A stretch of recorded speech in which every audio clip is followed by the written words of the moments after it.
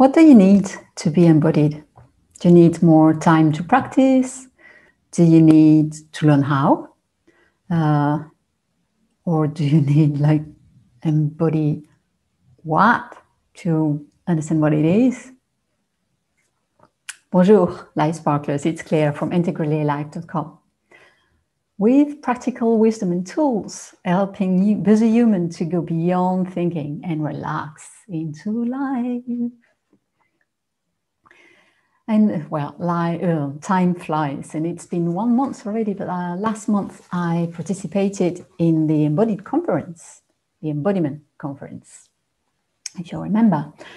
And one post in the Facebook group linked to the conference really touched me. It was after the conference, and a participant shared that she changed her view around embodiment. And I'm telling her in words, embodiment doesn't mean you have to overcome restrictions and have the perfect body. And I was like, yay, that's it. If you remember a really recent podcast, What is Embodiment to Me? I was talking about that. Embodiment to me is how present you are, not only to your thoughts, but to your body, to your emotions, etc. So you don't have to be, the perfect yoga pose or to do any of this to actually practice embodiment. And it can sound like a lot of work. Wait, I have to be present like to my thoughts. Well, okay, they are there most of the time. To my emotions, to my body, all of this at the same time, and aware, and lots of work. But I have good news. You're already doing it. You're already having thoughts. You're already using your body. You're already having emotions.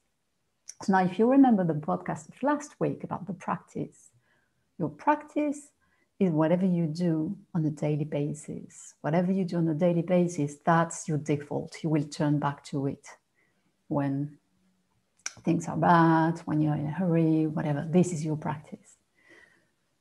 So if we put all of this together and we connect the dots, well, you're already embodied. You are already using your thoughts, your emotions, and your body all the time, every day, all day. So to me, to be embodied or not to be embodied, that is not the question. The question is how. How are you embodied? How are we or choose to be embodied? Is it a conscious, intentional embodiment, or whatever comes? Now, a few years ago, I saw a documentary on psychopath, and I know that's a weird transition, right? Very mixed state. A guy named Ted Bundy was in this documentary, and this guy was a serial killer. And he struck a psychologist who she was studying him by saying that he could recognize or spot a victim in very few seconds. He knew if that person would be the perfect victim or not. So she was really interested in that, and they did some studies and some experiments.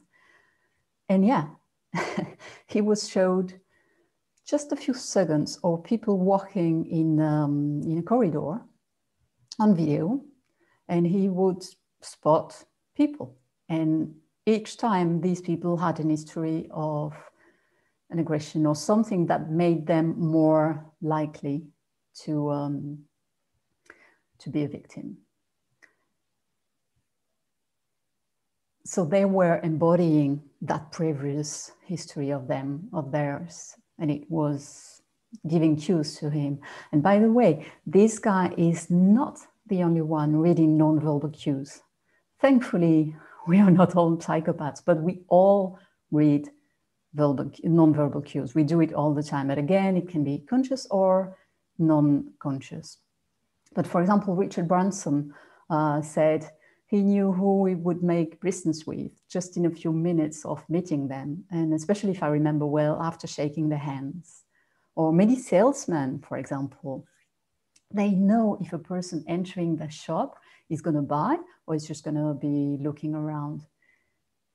We all have this competence as an unconscious competence. And sometimes we develop it, sometimes we don't, but it actually can be intentional developed. with tools like NLP, like spiral somatic, like, you know, my usual geeky stuff. And there are many ways embodiment can be useful in our lives. So how you can apply it? Well, the first step to do anything intentionally is to recognize what you are already doing. So body workers, maybe, I mean, for sure, if you're a body worker, you will recognize that. When I was doing shiatsu, I saw it so many times. When I was moving a limb of someone, they often would hold their limb, sometimes like in the air, actually really in the air. And it would, most of the time, it would only take me pointing that out, either saying it out loud or just non-verbally, making them aware that they were doing that, and they would relax. So awareness, the first thing. By the way, it doesn't mean you have to change anything, but sometimes you actually do, like they did. They recognize, oh my God, I'm actually doing that. I have no need to do that. I just stop. That's it.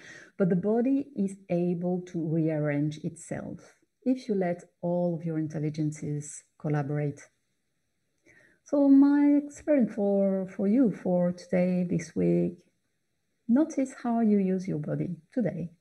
What is an activity you do daily? Take this and notice how you embody this activity. It could be anything from making coffee or making tea, sitting at your desk, answering your phone, walking in the street, riding your bike. It really could be anything. Just notice how present or not you are present in your body. And if you want to go the extra mile, notice how present or not you are with your emotional state, in your thoughts, in your body. You can add layers to this because this is all happening in the same time and it is influencing each other. But if you want to start like easy and small, if you never did this kind of experience before, start with your body. How are you embodying sitting on your desk? Just notice. And again, super thanks for being here. And if you're watching this on social media, please drop your comments below, especially if you do the experiment. I'm super curious, as always, to know what you noticed and what you observed. And, you know, I love these conversations. I always reply, so please do. And that's it. That was your weekly dose of fierce love, a mix of love and brutal honesty. Boom! Your life just got easier.